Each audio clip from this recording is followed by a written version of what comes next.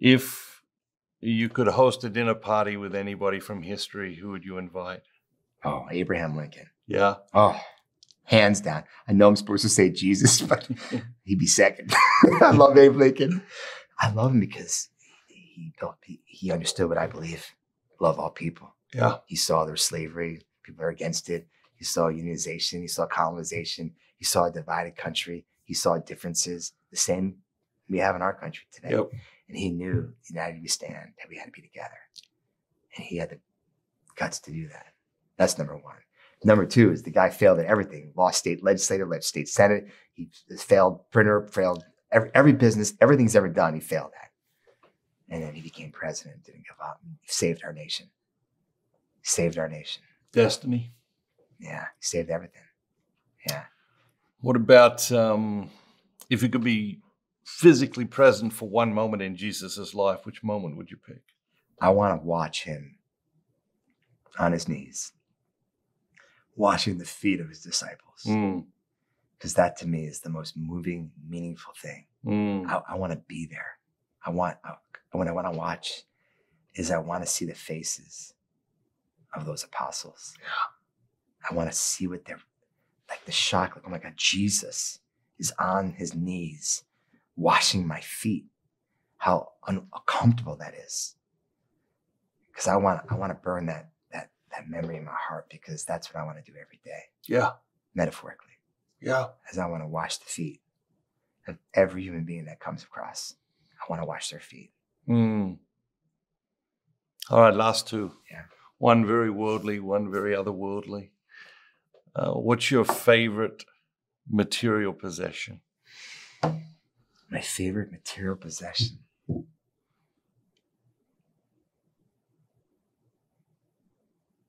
Well, I don't have it yet. But my dad, who's one of my heroes, has this music box that when I was a kid, my grandmother had in the attic. That's like a couple 100 years old. It's old. It's one of those big music boxes that you crank. And when I was a boy, my parents didn't have a lot of money, but my dad got this from his mother, and we got in the car and drove all the way up to Vermont. That was a big trip for us with the music box to take to this music box guy that can clean it, because the drums were broken and it was the brass got all like stained and blackened, and it was old. And I think they paid like a couple $1,000 is a lot of money. Yep. A lot of money for my parents. Yep. But they paid money to fix this thing up, and you'd crank it and it would just play and the drums would go and all that. My dad has that. He had a pacemaker put in yesterday. He's getting old. And I want that music box, not because of the value of it. Sure. But I want it because it reminds me of my dad. Yeah. And the influence he had on me. And when those bells go off and the drums go, I just know all the games that he went, all the times he loved me unconditionally. When I was really down on myself in school, I had a dad and a mom that said, I believe in you and I love you. And, don't measure yourself on your poor grades. Yeah. Don't measure yourself on a GPA, SAT score.